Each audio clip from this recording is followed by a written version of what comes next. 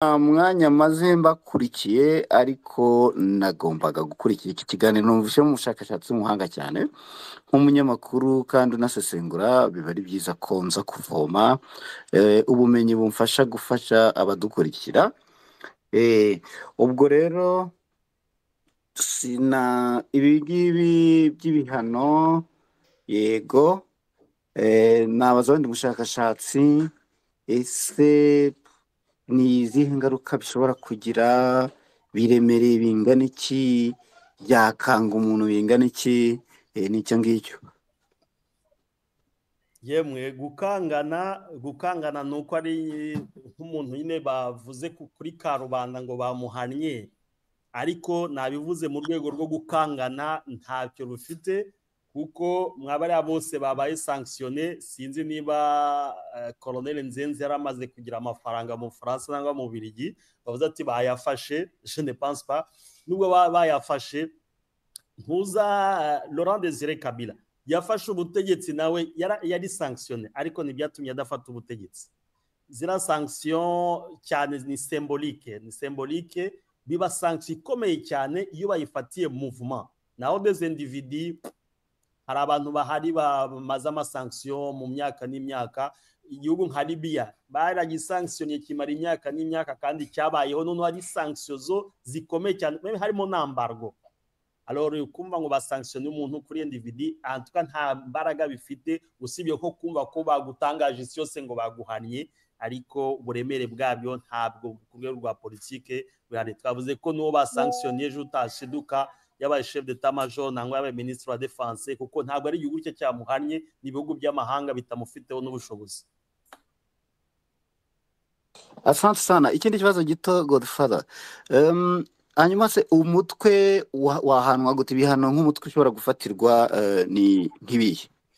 Ibihano umutwe wafatirwa ni ukumva nk'ubu ngubu bafashe Union Européenne biriya bihugu bikadesida ko bikoze une mission ya gisirikari irimo nk'abasirikari 10,000, bagafata n'indege zabo za F-15, bagafata ibifaru byabo bakabimanura bagashyira nka headquarter Kisangani bakadivansinga, ariko bakadivansinga bafite ntuza resolution ya Conseil de sécurité ya Nations Unies yemeza ko hari mission défensive. Alors iyo nama kugira ngo ibe ni nama itinda cyane, ntabwo ari nama babyukira mu gitondo ngo bafatire groupe, ntabwo bayifata kubera batayishaka. Hari ibintu bigomba gutuma, nari nabisobanuye mbere, bavuga ati uriya mutwe bagomba kuwuhashya. N'iyi saha nkubwiye ko ADF nalo bayifatiye ibyemezo bayita mouvement terroriste, ariko kugeza iyi saha ntabwo Conseil de sécurité yari yakora resolution ihamagaza ibihugu by'amahanga ngo bajye kwirwanya, kandi maze abandandi hariya muri ikintu cyabaye ni coopération yabaye entre RDC n'Ubugande, bakora ira opération Shuja imaze depuis 2021. Urumva ibya imyaka 4 barwana hariya. Busa baruku n'ubundi bari bamukura mu birindiro bye, ahubwo kugira babimukuremo yari hara muri fore ya Mayangose ari na hariya za Wica. Ubu ageze muri Irumu, ageze Bafasende, ubu nk'ubu ntuzayituri yose agiye kuyirangiza. Kugeza n'isaha ntacyo bashoboye kumukuraho. Alors mu M23 mouvement politico-militaire kugira ngo bayifatire ibi sanction nk'izo ngizo ni processus ndende cyane itafatwa muri isaha kugira ngo ikorwe. Urumva rero iyo cyo gihe bitari byakorwa. Muri 2013 twibukanye niho bafashe resolution bakreyira FIB iraza, ariko mwese tuzi ko FIB ntabwo ariyo yakuye M23 ntuza, ni politique yahabaye mu bihugu by'akarere barahunga. Ntabwo ariho nubwo bavuga ngo niyo yatumye bagenda, ntabwo ari bara Tanzania n'abamalawite n'abasud Afrique, ni nabo bahari daer nuriya komanda niwe ari komanda icyo gihe, ariko ubu ngubu ingabo ze ziri matekwa. Urumva politike ya 2013 na 2025 biratandukanye cyane. Nta sanction izafatirwa M23, ibyo jeme mame ya coupe. Nta sanction izafatirwa comme mouvement, nta n'uzayisubiza inyuma. Ni hataba négociation, bazagera ku cyo bashaka muri gahunda zihari. All right. So abantu muje nonaha cyangwa abantu mwaje twanyuze kure twavuze kuri sanction zahawe bamwe mu basirikari batatu bakomeye b'u Rwanda harimo generali Major General babiri na General de Brigade umwe n'umuseviri umwe ndetse na company imwe cyangwa n'uruganda rumwe. Ibyo twabivuzeho ikiganiro kimazemo umwanya muto ariko ibintu bikomeje kuba akasamutwe kama kawaida. Reka dukomeze. Reka nzengiye kwa Sniper. Ikibazo Yes, Godfather. Ikibazo. Yego. Oui, nabasuhuje na B na Top Kivu Oxygen nagusuhuje. Sniper iminsi myinshi twaraburanye. Oui, iminsi myinshi kabisa twaraburanye. Sawa, karibu. Ya, merci. Mfite ikibazo kimwe. Yego. Muri intambara hari deals Kongo yashatse gusinya na USA bitewe nyine nuko yari ibona ko itashoboye kurwana na M23. So ejo bundi rero nubwo Trump yohereje intumwa ye bo bita Ronnie Jackson amwohereza Kinshasa ajya kubonana na perezida wa Kinshasa wa Kongo. So bivuga ko azahava n'ubundi ajya mu Rwanda. So niba asomye statement nangwa se release yakoze kuri X twagira ngo wenda dushiraho comment wenda utubwire nimba uko hazajyaho gusa ayo izo deal bazayisinya ese mu kuyisinya USA izashira abasirikare ni ground nangwa se izatanga ize support kugira ngo ubwo ndavuga mu gufasha leta nikizafasha wenda Kongo kugira ngo ishobore guhangana na M23 sinzi nagira ngo wenda ugire comment ushiraho wenda ku makuru waba ufite kuri ibyo bintu. Urakoze. Manza waje nyuma nabivuze ariko kanongere mbishimangire. Oh sorry. Ngiye kubishimangira nta kibazo kuko ni ikibazo kiri kuza ku bantu benshi na Kinshasa iri koresha nka carte ya propagande.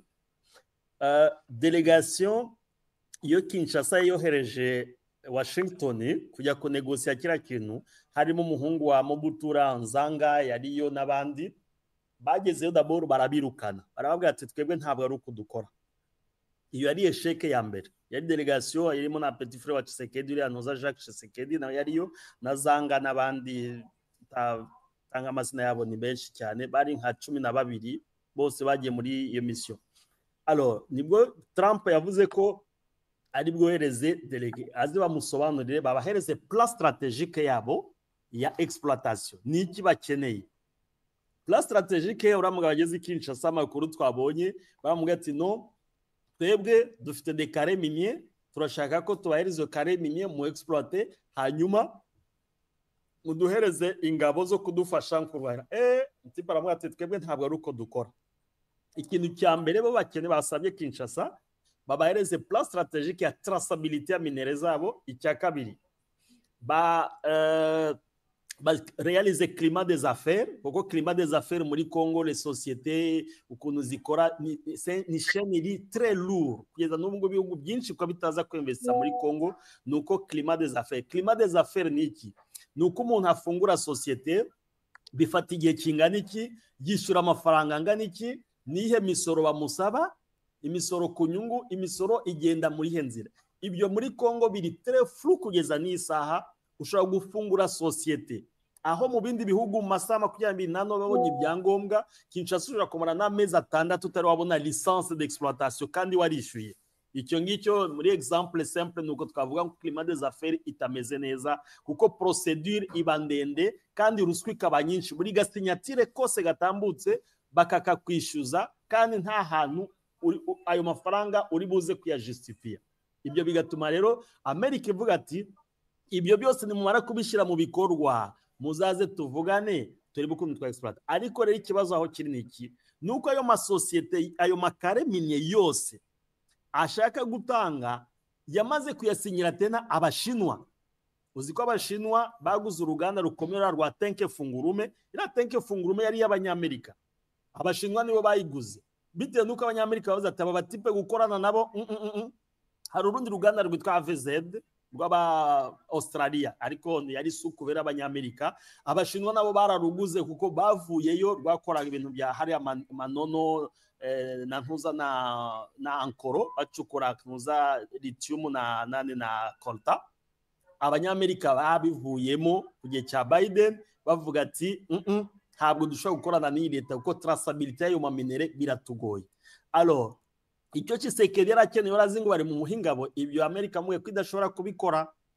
Donc iyo deal iracyagoye kandi yisa kumva ko Tshisekedi niyo mpamvu yirukanye Angola nabisobanuye kugira ngo barebe ko bamufasha bumve ko ya dribble M23 bahite basinya akoro ababwire ngo amahoro araboye. Abanyamerika ntabwo yaba dribble muri iyo niveau kandi yazi ko akorana n'Abashinwa. Donc iyo deal ntabwo iri bushoboke.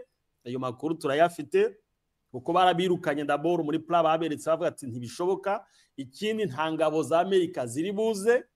Icya gatatu nuko Tshisekedi bimugoye gutandukana n'Abashinwa kuko bari bumusaba amafaranga yabo yamaze kurya ya corruption. Muri Abashinwa amafaranga bari kumara muri ya projet ya 9 miliyari bakoze nibura miliyari enye zose Tshisekedi yarayatwaye kugira ngo yagarure isaha. Rero sinzi ikintu yatanga kugira ngo Abashinwa bagarure hanyuma Abanyamerika bafite bira birombe shaka gutanga.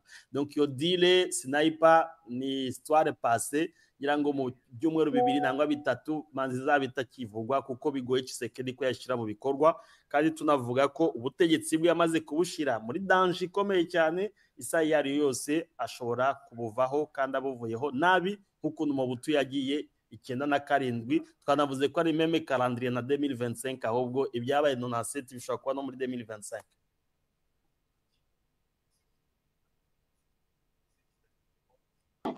Osoki mbabarira ufashe kureka kino kiganiro ngiye mbabarira ukabyarawe. Osoki muri kunyuva na Abe mumfashe muyobore ikiganiro mumpera abantu amagambo ikiganiro mukomeze mukiyobore. Hari aho bigera Godfather bikaba ngombwa ko nifashisha bamwe mu bahanga mu kuyobora ibiganiro kurusha ukuntu nabyiyoboreranye. Osoki mba hafi.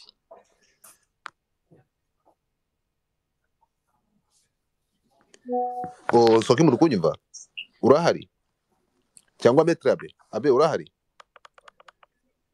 Ndabona badahari. Reka nongere nibariza kandi mumfashe uburetse gato ya wisa nta kikwirukanza. Mumfashe mu dusangire mumfashe mu musangiwe abasangiza ijambo biraza kumfasha. Abe niba uhari pera ijambo ariko none reka dufate umuntu bita Freedom akurikirwa na Muhumuza ikibazo kimwe kandi dukubite tubangura. Hanyuma Felix nagusuhuje dukubite tubangura twihuta. Murakoze cyane nanjye kumereza akanya. Ndasuhuza Oxygene. Ikibazo cyanjye kiraba kigufi ndi kumubaza yego impamvu ki Abaganda baje muri Ituri kandi bari babizi ko M23 ije gusevinga Abahima Abaganda bakadecidinga kuza muri Kongo. Murakoze. Yo dosiye ya UPDF nabivuzeho batangiye bagiranye amasezerano na Kinshasa muri 2021 yo kuza guhashira umutwe wa ADF Nalu umaze imyaka kuva muri 90 uri hari yoteje umutekano muke hagati ya Kongo na Bugande. Ariko kugeza ubu ngubu ntacyo byigeze bigeraho kuko Abagande bakora bonyine. Kinshasa mu ngabo yatanze nta bikoresho baha ahubwo na FRDC byo kurirya na Abagande babitanga. Ayo na makuru ari verifiye twanabonye kuri tele byihuse. Ati se kuki bagiye Ituri? Bagiye Ituri ntabwo bagiye d'abord pour kubahima, bagiye gukurikirayo zirangabo za ntuza za ADF Nalu ziyobowe na Musa Baluku.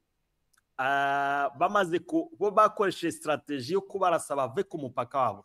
Uvuye hariya ntuza nani Lubiria ukazamuka umuhanda wose wa Iramukira kiba cyose cya Semuliki fore ya Mayangose ukagera Wicha. Donc babakuye ku mupaka wabo babajyana à l'intérieur. Bagiye à l'intérieur muri Congo babona imashyamba akomeye cyane bizamukira Ituri. Abagande babasanga Ituri bari bafite position kuko bafite abasirikare hafi 2,000 ariko bongeyeho abandi bagira nko kuri 500 asafe nka 2 semaines. Bamwe bazanye bamwe bari muri Lubero. Donc bafite ingabo plus de 2500 ziri muri Congo. Nibo bafashe mission imwe brigade imwe irabakurikira muri Ituri. Bagezeyo bari basanzwe ariko babizi basanga bafite imbogamizi zikomeye cyane yo gukurikira ADF Nalu kandi hari Kodeko nayo ifite ibirindiro hirya no hino hara muri territoire ya Jugu na Mahagi. Basanga byabagora kuvanga kurasa ADF Nalu batarashe na Kodeko. Nibwo bahise bavuga ati no kugira ngo tubishobore neza reka na Codeco tuyishyire muri plan. Bahamagaye etamajoro yabo Kinshasa babyumvikanaho na leta, ariko kubera Codeco iri supported na leta ya Tshisekedi, bashira le bateau dans le roue, bafata ingabo za Codeco basa nkaho zimuvinze ziva muri zone ya aho ntuza UPDF iri. UPDF igira banza niba ari ubwoba bagize nangwa niyo barabonye ko badashaka guhangana na Kinshasa, baguma muri position yabo ara muri ntuza Jugu, muri territoire ya Jugu na Mahagi, bo bazi inyuma baza muri ntuza hara Mambasa, ubu niho ADF ziri. Alors kuba bariyo rero bivuze iki? Bivuze ko UPDF na ntuza na General Muhozi yarabivuze, avuze ko baje gutabara abahema, kubatabara ko ari ukugira ngo bataza kuvanga, bataza kurasa ntuza ADF, nuko Codeco nayo ikababera igikwazo. Donc kuba bariyo ni muri négociation bagiranye na Kinshasa, ntabwo ari evasion, ni gahunda izwi. Nuko bazamutse baje muri Lubero, ntabwo baje kurwana na M23. President Museveni yarabivuze, yabwiye Tshisekedi amubwira ko muri contrat twagiranye ntabwo M23 irimo, barimo muri cadre y'amahoro, kuko ADF yaritanye gukora ibitero hariya za ntuza za Kitsumbiro mbere uko M23 hagera hafi yaho na za Masereka, kugira ngo yerekane ko bari hamwe na M23. Ni politike Kinshasa rishatse, kuko Kinshasa ikorana n'ADF. Bari bashatse kugira ngo baze muri Lubero batangire bica abantu, none bavugiye ko M23 iri kugira ute, iri kwica abantu hara muri Lubero. Ahubwo abagande nibo batabaye bikomeye cyane, kuko presence yabo muri Lubero byatumye ADF tena isubira inyuma, isubira muri Beni, isubira na Ituri, iva muri Lubero. Ubwo ngubwo M23 ibikiza ahubwo ikigorubwa ADF yarishatse na Kinshasa kubashyiraho kwerekana ko ari bari kwica abantu hariya. Presence y'abagande hariya nta kibazo iteye, bari muri deal na Kinshasa bitarebana mu rugamba Kinshasa irimo n'ingabo za M23. Voilà.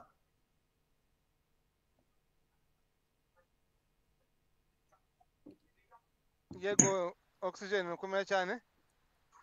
Simeo wasubijwe? Ngira ngo ntabwo ari Simeo ahubwo ni Freedom wasubizaga, ahubwo nari ngiye kubaza nanjye ikibazo rya rukuru. Okay. Yego. Ubwo nabaramukije bari ku press. Nta kibazo bafitanye na M23 ko president wabo yabivuze ko bataje kurwana na M23. Yego, nabasuje bari kuri space. Oxygen nawe nagusuje, nahoze mbakurikira, ariko nanjye nifuje kukubaza. Urakoze cyane. Nifuje kubaza mu busesenguzi bwawe urebye ko wagarutse kuri ibi biganiro bigiye kubera i Rwanda, ngira ngo mu kanya banavuze liste y'abantu bazahagararira wenda M23, ariko turi kubona ko yaba Corneille Nangaa cyangwa se na Perezida Tshisekedi bo bishoboka amahirwe menshi ari uko batazahura ku munsi w'ejo, cyane ko hasohotse iyo liste, ariko ko tubona ari ibintu bishobora kuzafata igihe kirekire ibyo biganiro nk'uko nawe wigeze kubigarukaho. Ese kandi tukaba tubona M23 hari uduce ikomeje kwigarurira nyuma ya Bukavu, ubwo hari habanje Goma. Uratekereza FRDC, cyane ko wanagarutse aho wavuze ngo M23 ntabwo ibishaka kwigarura uduce twinshi, ahubwo biterwa n'ubushotoranyi bwa FRDC. Urakeka ibijyanye n'intambara biri buze kuza kuba bihagaze kubera ko hari ibyo biganiro biri en cours cyangwa se biri kuba? Ni iki bitekerezaho? Murakoze. Ukurikiye amateka y'akarere, igihe cyose hari ibiganiro ntabwo byigeze bihagarika intambara. Ngira ngo twese turi aha ngaha benshi bakuze bazi urugamba rwa FPR rwana na leta ya Habyarimana, imishyikirano ya Arusha yabagaho n'imirwano ihari, meme na NRA yirwana muri Uganda, niko bigenda na hariya na RCD na Konuza Fudeli rwana na Mobutu. Ibiganiro byari utenika, ariko urugamba ruri kenge, ibyo bibaho ibiganiro, urugamba birahurirana. Ni isaha ushobora kumva ko bari kurwana ariko hari delegation yagiye, ibyo ntaho biba bihuriye n'ibiganiro. Ça dépend. donc icyo nakubwira cyo urugamba ntabwo ruhagarikwa n'ibiganiro kereka uko babyumvikanyeho bakavuga ati baye préalable bakavuga ati mbere uko tuganira ni cessez-le-feu ariko cessez-le-feu rero bisaba kuba hari ni force d'interposition haba ari force yindi iri neutre ishobora kuza hagati iyi saha rero MONUSCO iyo manda ntayifite yo kuba yahagarara hagati ko MONUSCO yakoze amakosa yigira belligera yabaye mayimayi ba FDLR ba Wazalendo isa MONUSCO ntabo bashifite yo kuba yahagarara hagati ya leta ya Kinshasa na normalement yagombye kuba mission yayo ariko yafashe position ubu ngubu nayo iraswa nka FDLR iraswa nka mayimayi nayo iri gutanga ibikoresho kuri FDLR za Mwenga nayo itaruhuka mu kazi kayo donc ibiganiro turacyari kubiha chance nke usibye ko nkuko nabivuze mbona ko AFC M23 mu mbaraga ifite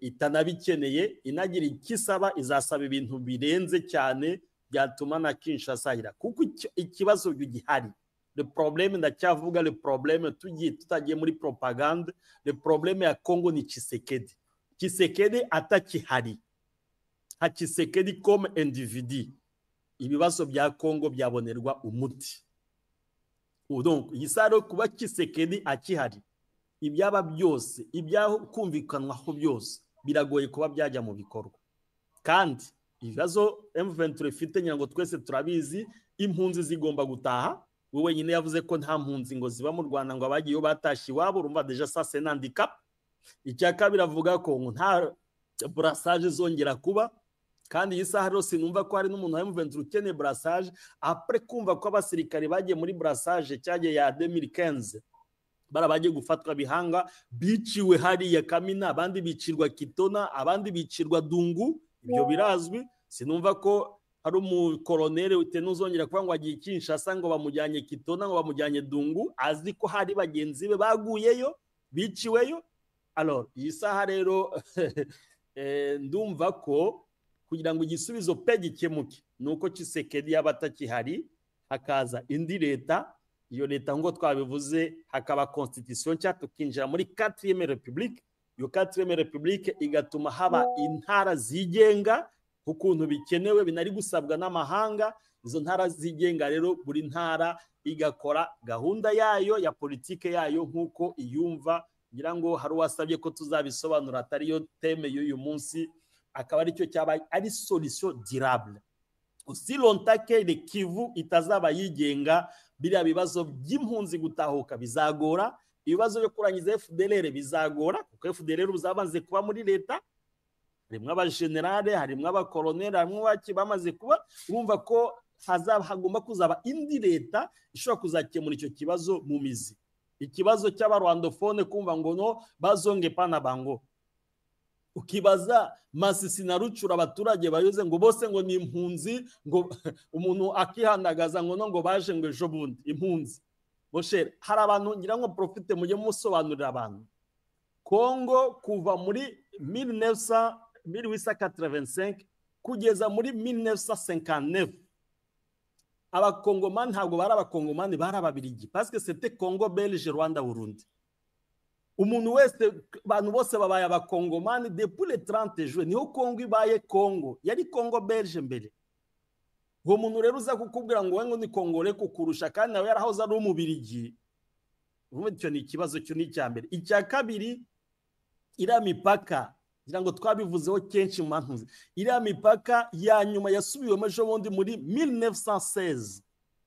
kuva muri 1963 kugeza 1916 niho ira mipaka giye badiskite bajyana ijwi rya mu Rwanda ijwi garuka bajyana hehe ira mipaka yasubiwemo imyaka myinshi cyane habaye za muvuma migratoire nyinshi cyane si hariya gusa zabaye na Zambia na Congo zabaye na Brazzaville na Congo yisaha kubizana hariya ngo no Masisi na Rucuru ngo nibo babaye ngo abanyarwanda nkukuntu abayobozi bamwe babivuze niyo bashaka ko abanyarwanda nibo batwari n'ubutaka bwabo la seule solution nayira yivuze kuba twatangira ama space nsobanura kira kibazo kuva 2021 nuko Kivu igomba kuzigenga igakemura ibibazo byayo bya crise identitaire igakora cooperation n'ibihugu bihanye imipaka aussi longtemps que abakongo n'abangara batazi ibibazo byahari bazajya babyinjiramo ari abayobozi bazajya bateza ikibazo kuko bo bagiprofitamo bagakreya